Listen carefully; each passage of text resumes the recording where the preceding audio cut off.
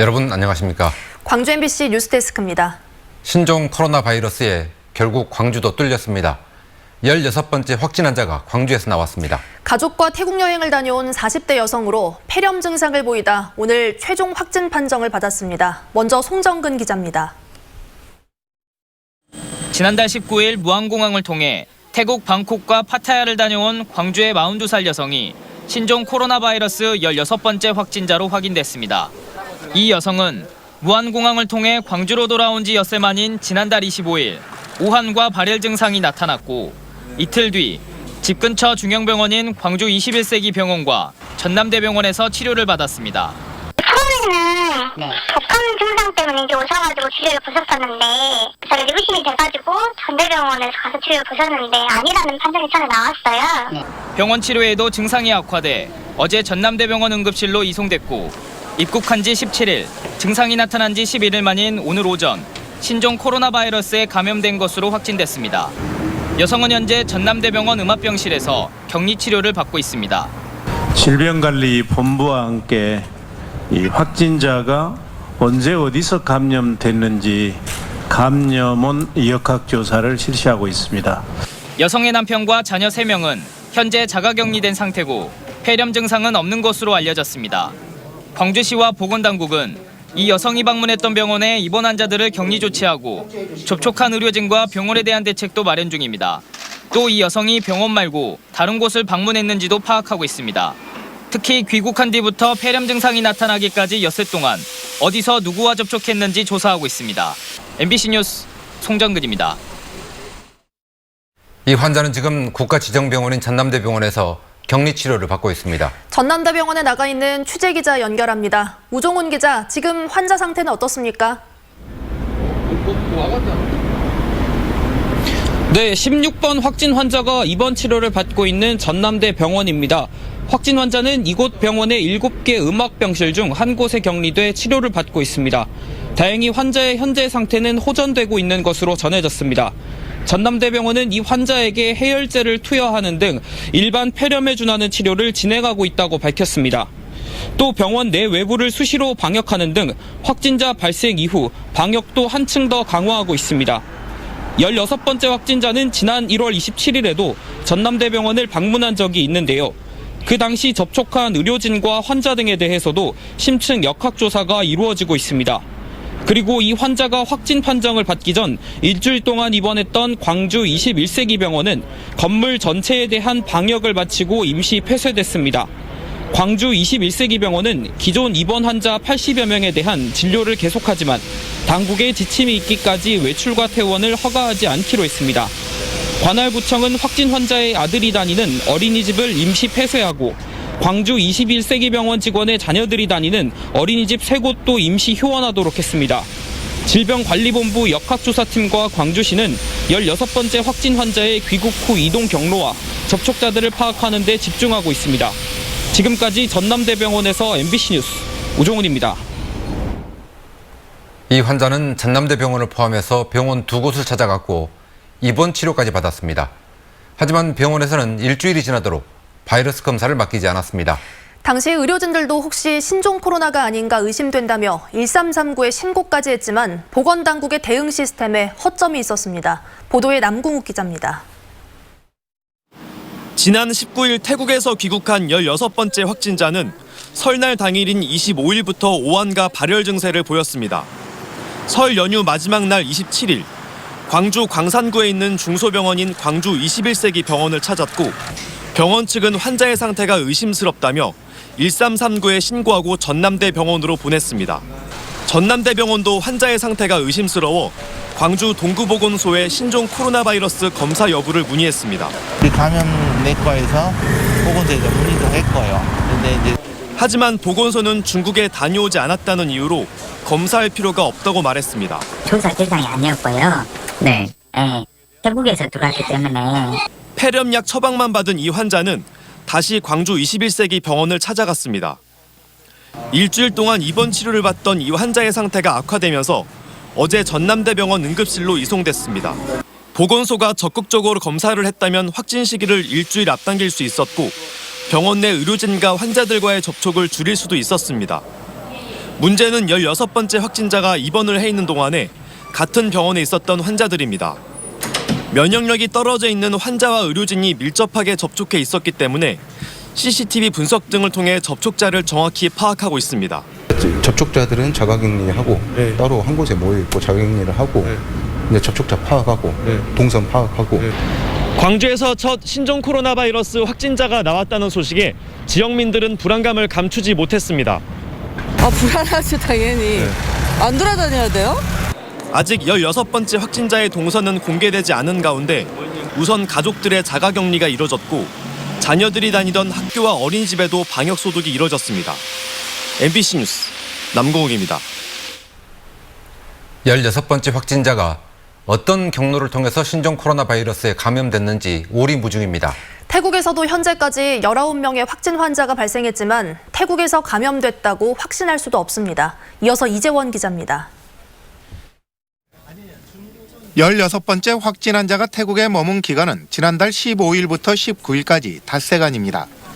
이때까지 태국의 확진 환자는 딱 2명이었습니다. 첫 번째 확진자는 1월 12일에 나왔습니다. 우한에 사는 중국인으로 태국에 입국할 당시 검역 단계에서 격리 조치됐습니다. 두 번째 확진자는 1월 13일에 나왔고 역시 우한 방문 경력이 있는 중국인으로 입국 단계에서 격리됐습니다. 때문에 광주의 16번 확진 환자가 태국의 확진자와 직접 접촉했을 가능성은 없는 것으로 보입니다. 태국에서 잠복기에 환자와 접촉했을 가능성이 있지만 이 부분은 조사가 더 필요합니다. 16번 환자인 경우에는 저희가 판단을 해도 이상한 점이 많기 때문에 역학조사를 통해서 누구와 현지에서 어떻게 접촉했고 그런 걸 상세하게 조사를 해야만 감염 경로에 대한 거를 좀 판단할 수 있을 것 같습니다. 16번 환자가 태국에서 감염된 게 아니라면 문제는 더 복잡합니다. 질병관리본부도 이 부분을 걱정하고 있습니다. 단지 태국이라고 특정하기는 현재로서는 어렵고 그리고 조사를 해서 더 정확한 감염 경로를 좀 확인을 할 필요가 있겠다. 어느 정도 조사가 되면 말씀을 드리겠고요. 질병관리본부는 즉각 대응팀을 통해 환자의 동선을 파악한 뒤 다른 감염 경로가 있는지 추적 조사하겠다고 밝혔습니다. 일단 조사 결과를 지켜봐야겠지만 태국이 아니라 국내에서 감염됐는데 경로가 확인되지 않는다면 방역망에도 구멍이 뚫릴 수밖에 없습니다. MBC 뉴스 이재원입니다.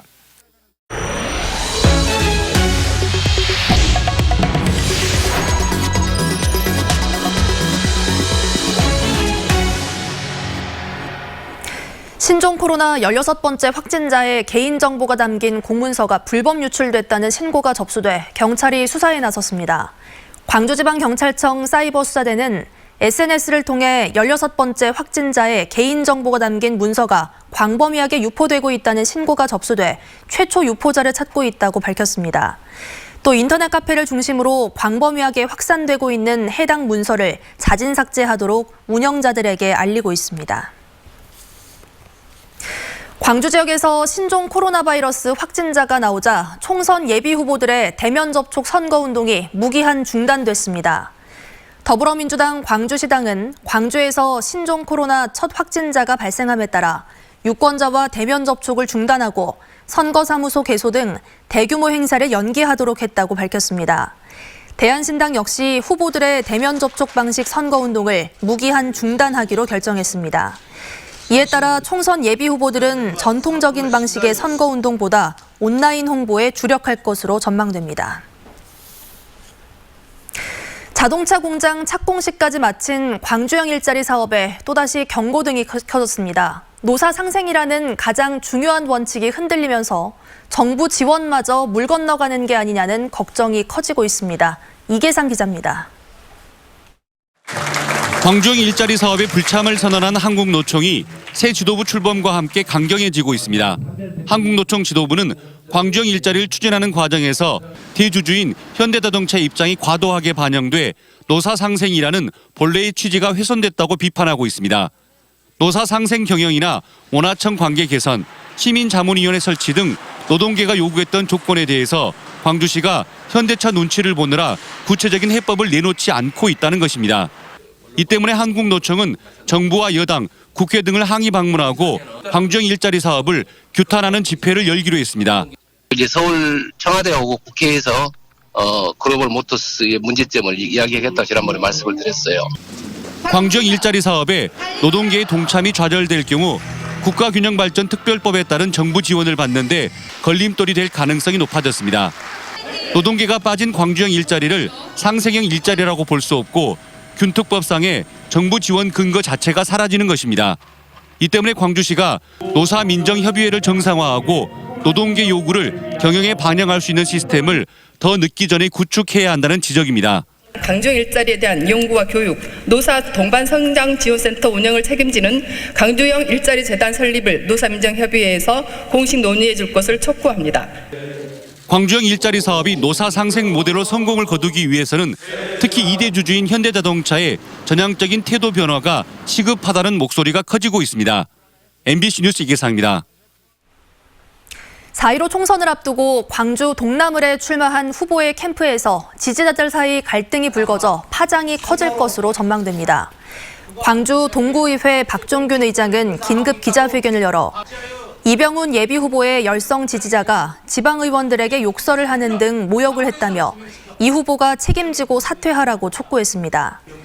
이에 대해 이병훈 후보는 선거 캠프 회식 자리에서 욕설을 한 일은 당사자가 사과를 하고 이미 탈당했다며 민주당 경선을 앞두고 후보 사퇴 촉구 기자회견을 한 것은 정치적인 의도가 있는 것이라고 주장했습니다. 더불어민주당이 편가르기 논란을 일으키는 지방의원들의 총선 예비후보 지지선언을 당 차원에서 금지했습니다. 민주당은 선출직 공직자가 당 분열을 조장하는 행위를 해서는 안 된다는 윤리규범 규정을 들어 특정 후보 공개 지지 등을 금지하며 경선 중립 의무를 준수하라고 지침을 내렸습니다. 최근 화순과 목포 등 일부 선거구에서는 지방의원들이 특정 후보의 지지를 선언하면서 당내 경선 단계에서 불필요한 갈등을 일으킨다는 논란을 낳았습니다. 오늘 새벽 2시 15분쯤 광주 서구 동천동 하남대로에서 20살 김모 씨가 몰던 SM5 승용차가 마주오던 제네시스 차량과 정면 충돌했습니다. 이 사고로 SM5 차량 조수석에 타고 있던 19살 김모 씨가 숨지고 제네시스 운전자 등 7명이 크고 작은 부상을 입어 병원으로 옮겨졌습니다. 경찰은 SM5 차량이 갑자기 중앙선을 넘어 제네시스를 들이받은 것으로 보고 운전자 김 씨의 체열을 채취해 음주운전 여부를 확인하고 있습니다. 오늘 새벽 2시 30분쯤 광주 동구 장동의 한 고시원 3층에서 불이 나 방 일부를 태우고 4분 만에 꺼졌습니다. 불이 나자 스프링클러가 작동했고 고시원에 있던 30여 명이 긴급 대피해 인명피해는 없었습니다. 소방당국은 전기난로에서 불이 시작된 것으로 보고 정확한 원인을 조사하고 있습니다. 광주에서 신종 코로나 확진 환자가 발생한 가운데 광주 지하철 전동차에 대한 긴급 방역이 실시됐습니다. 광주도시철도공사는 용산 차량기지에서 신종 코로나 바이러스 예방을 위해 전동차 객실 내부 손잡이와 의자 등을 대대적으로 소독했습니다. 또 한 달에 1회 실시하던 전동차 방역 소독을 2회로 늘리고 손잡이와 수직봉 등 승객 접촉이 잦은 곳은 수시로 분무 소독을 하기로 했습니다. 도시철도 각 역사에서도 에스컬레이터와 엘리베이터 등을 소독하고 손세정제를 비치했습니다. 동신대학교에 이어 광주대학교도 졸업식과 입학식을 취소했습니다. 광주대는 졸업식과 입학식을 취소하고 중국 유학생들에게는 2월 말까지 입국을 자제하도록 했습니다. 또 기숙사에 입사하는 중국 유학생은 별도의 숙소에서 14일 동안 격리시키고 기숙사 입구에는 출입자 발열 감지기를 설치하기로 했습니다.